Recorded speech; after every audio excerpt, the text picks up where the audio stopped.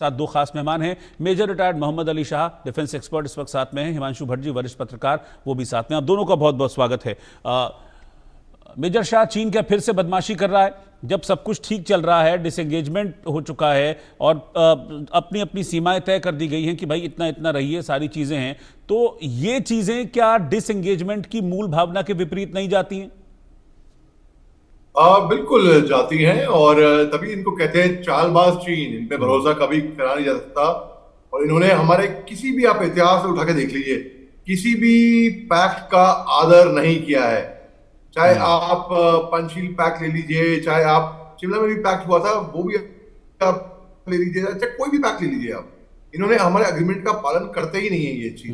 अब ये अपने LC line of action control पे ये कोई भी तैयार कर ले, मिसाइल लगा ले, एयर डिफेंस सिस्टम लगा ले, हथियार लगा ले, ट्रूप डिप्लॉयमेंट कर ले। हमको ये इनका इमोशन, ये एक साइकोलॉजिकल वॉरफेयर खेलते हैं, बेसिकली माइंड गेम्स बहुत खेलते हैं, इनमें माहिर हैं ये।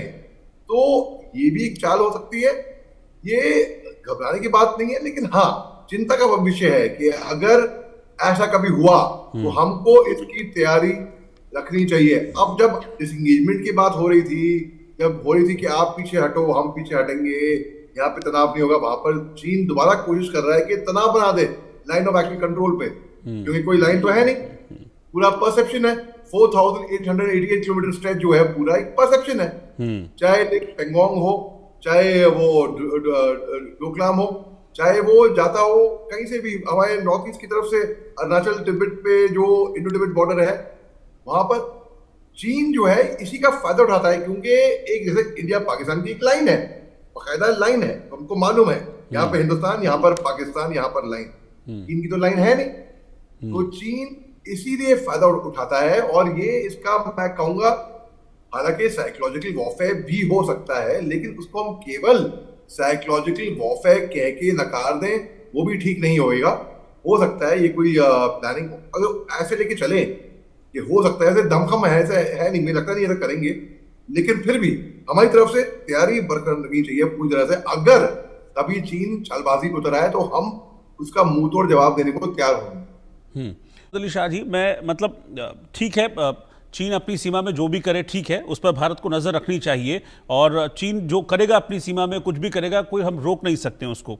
एक भड़काने वाला एक्शन मैं इसको मान रहा हूं, लेकिन बेसिक सवाल मेरा इंटेंशन को लेकर है कि किस इंटेंशन से चीन ये सब कुछ कर रहा है। क्योंकि चीन रहता हमेशा मौके की तलाश में, इंटेंशंस आर नॉट गुड। और वो भी इस टाइम पे जब एससीओ में भारत के रक्षा मंत्री और चीन के रक्षा मंत्री मिलते हैं और द्विपक्षीय संबंधों पर बातचीत होती है, कैलाश मानसरोवर यात्रा के खुलने पर खुशी जाहिर की जाती है, और ऐसे में फिर ये तस्वीर सामने आती है कि हाँ भैया चीन ये सब कुछ कर रहा है। तो इंटेंशन पर सवाल खड़े करती है। मेरा सवाल इंटेंशन को लेकर है। भाई आपकी बात बिल्कुल दुरुस्त है। और देखिए, इंटेंशन उनकी मंसूबा नापाक है, बिल्कुल अच्छी नहीं है। जब एसपीओ की मीटिंग में देखिए, हमारे राजनाथ सिंह साहब, हमारे डिफेंस मिनिस्टर साहब बाकायदा खुद जाते हैं चीन में, चीन के डिफेंस मिनिस्टर को मिलते हैं, एडमिरल जून, वहां पे अन्य देशों से लोग आए हुए होते हैं। उस टाइम पे एक अहम टाइम, उस पे चीन ऐसे कर रहा है और लाइन ऑफ एक्शन कंट्रोल पे डिप्लॉय कर रहा है अपने एयर डिफेंस सिस्टम, अपने मिसाइल अपने वहां पे तैयार कर रहा है। तो यानी कि बिल्कुल अलर्ट रहने की जरूरत है।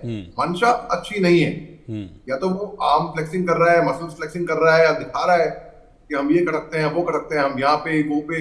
अक्सर चीन जो है वो कोरिया की तरफ को, वो ताइवान की तरफ, बल्कि ताइवान की तरफ अपने एयर ड्रिल्स करता है, अपने एयर स्पेस क्रॉस कराता है, दादागिरी जमाता है, हम यहाँ के दादा हैं, हम कुछ भी कर लेंगे। चीन की मंसूबा अच्छी नहीं है बिल्कुल भी। और देखिए, जब जो क्वाड है, हम अहम हिस्सा है क्वाड के, हम स्ट्रेटेजिक पार्टनर है क्वाड, क्योंकि हम पड़ोसी हैं चीन से, अमेरिका, ऑस्ट्रेलिया, जापान और इंडिया। तो चीन की जो मंशा है, अब वो अभी हो सकता है कि वो इस्तेमाल करे, हो सकता है ना करे। अगर मैं छुरा दिखा दूं तो या तो मैं छुरा इस्तेमाल करूंगा मारने के लिए, या तो शायद डराने के लिए कर रहा हूं। तो वैसे ही चीन अभी छुरा दिखा रहा है। अब वो क्या इस्तेमाल करेगा छुरा, या बस डराएगा, ये मंसूबा। मगर मंसूबा फिर भी अच्छी नहीं है। इंटेंशन, आपने चाकू को निकाल दिया, मतलब गलत इंटेंशन से ही निकाला आपने चाकू, और कोई इंटेंशन था नहीं। ये मैं इसलिए हर कोई हमारा दर्शक कनेक्ट कर जाए इस बात से। तो देखिए, इसमें तो चीन की मंसूबा कभी सही नहीं रही है, और नहीं, इस पे भरोसा बिल्कुल किया नहीं जा सकता। यहाँ पर हम बात करते एक तरफ, जैसे वही बात होगी ना, पाकिस्तान से एक तरफ बातचीत भी करो और दूसरी तरफ उग्रवाद हथियार लेकर उनके उग्रवादी आतंकवादी दहशतगर्दी आतंकिस्तान से आएंगे, तो ऐसे तो होता नहीं है। तो या तो चीन बिल्कुल बाकायदा बोले हाँ हम बात करेंगे, हम शांति चाहते हैं, ये बात है भैया, मगर चीन ऐसा करेगा नहीं। उनके जो सैनिक जो हैं वो जाड़ों में खास तौर से आने से, बॉर्डर की तरफ आने से डरते हैं बहुत, क्योंकि जाड़ों की इतनी ठंड इतनी होती है, वो अपनी रोबोटिक आर्मी तैयार कर देते हैं अनमैन्ड। हमारे तो सिपाही जो है, हमारे जो फौजी जो है वो गांव से अन्य वो रगड़ होते हैं, बिल्कुल टफ होते हैं, हमारी ट्रेनिंग ऐसी होती है, हमारे ऑफिसर वहां पे टफ होते हैं, वहां पे तैनात रहते हैं, लेकिन कतराता है।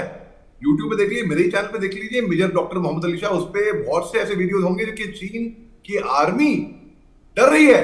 अरे हमने 2-3 साल पहले इनको डंडों से मार के भगाया, वहां से खदेड़ा उनको, पंजाबी में गालियां बक बक के। तो ये बिल्कुल कभी बाज आएंगे तो है नहीं, ये अपनी बेइज्जती कराएंगे वैसे ये ओवरऑल। तो अगर चिंता की बात है, फिक्र की बात नहीं है, मगर थोड़ा कंसर्निंग बात है, घबराने की बात नहीं है, कोई घबराना नहीं चाहिए इससे, लेकिन हाँ मैटर ऑफ कंसर्न है हमारा।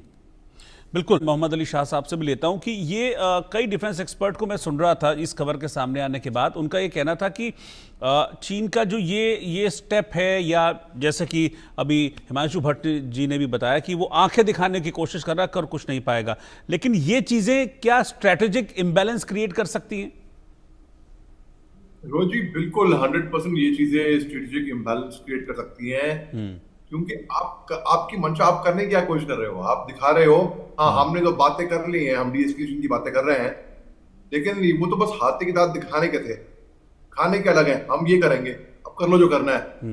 तो इस तरीके से, और देखिए अगर हम टैक्टफुली देखें तो ये HQ-16 जो है ये 40 to 60 किलोमीटर की क्षमता रखता है ये दुश्मन को मारने के लिए, यानी कि उनके दुश्मन हुए हम, हमारे दुश्मन हुए वो, तो मतलब 40 से 70 किलोमीटर की दूरी की रेंज ये आराम से, बड़े आराम से हिट कर सकता है इतने रेंज के अंदर।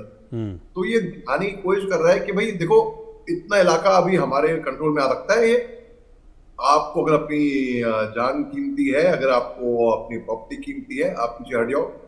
तो HQ-16 जो है ये बहुत ही घातक है बेसिकली, तो इसने जान के ये वहां पे डिप्लॉय किया है दिखाने के लिए। ठीक, कहते हैं ना action speak louder than words. Word तो हो गए एससीओ मीटिंग में 23 जून को, तो हमारे NSA साहब, आपने पता था अजीत डोभाल साहब वहां पे गए थे, चीन से अभी लौट कर नहीं आए, राजनाथ सिंह साहब भी गए वहां पे बातचीत डायलॉग वहां पे चालू है वहां पे, मगर उनकी मिलिट्री ने यहाँ, और मिलिट्री तो अपने आप तो नहीं करेगी, मिलिट्री को आदेश आया होगा शी जिनपिंग से, कहीं से ऊपर से टॉप से, जाहिर सी बात है, मिलिट्री तो अपना लोकल कमांडर ने तो ऑर्डर लेके अपना हाथ में तो नहीं संभाल लिया। तो ये एक बहुत इनकी चाल है, तभी ये कहते हैं चालबाज चीन, लेकिन अगर ये सोचते हैं कि चालबाज है, हम उनसे बड़े चालबाज जीरो। ठीक है, आप दोनों का बहुत बहुत शुक्रिया साथ में चर्चा करने के लिए, जुड़ने के लिए।